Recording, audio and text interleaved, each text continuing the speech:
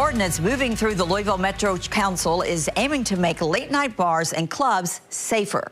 It comes after a string of shootings along Bardstown Road in the Highlands. That's where we find Drew Gardner live now with more on what the sponsor of this ordinance hopes to achieve. Drew? Well, Vicki, this is all about arming bar and restaurant owners with the best safety practices for all types of situations.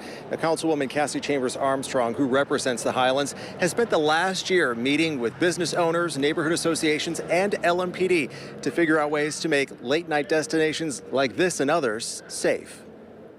This stretch of Bardstown Road experienced a spike in late-night crime last summer, including a homicide here at Baxter and Highland Avenue over the 4th of July weekend, and another one just feet away on August 1st. In July, Good Samaritans also tackled a man rushing toward O'Shea's bar with a fully loaded AR pistol. The increase in crime sparked Councilwoman Cassie Chambers Armstrong to start a dialogue with local bar and restaurant owners, as well as LMPD, about how to improve safety. Through this process, they've learned about other things that they didn't know about, other ways to provide security, other things to train their staff on. Even the fact a lot of folks never thought of providing an active shooter training to their staff about what to do if there's an active shooter situation. And unfortunately, we see in America that is a real thing that businesses have to be concerned with right now. Those conversations led to the creation of this document offering the best practices for public safety at late-night businesses.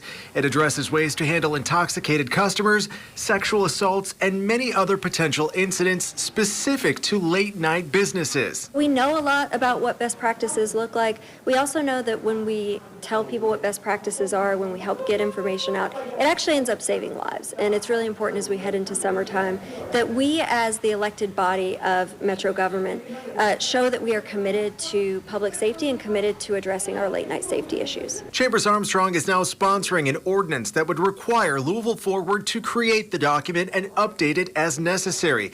They then would be handed out to any bar, restaurant, or club that sells beer or liquor after midnight. Councilwoman Paula McCraney was among 2 Public Safety Committee members to vote no on the ordinance. I'm going to stick with my norm of not suggesting a particular department to mandate or require that they do something. The ordinance ultimately passed and now heads to the full council. Now, this document is only going to include recommendations. There's no requirements for business owners. They've already created a draft of this document using examples from several other cities. If the full council does pass this, Louisville Forward will have 90 days to create its own document and then distribute it to bars and restaurants. Reporting live in the Highlands tonight, Drew Gardner, WLKY News.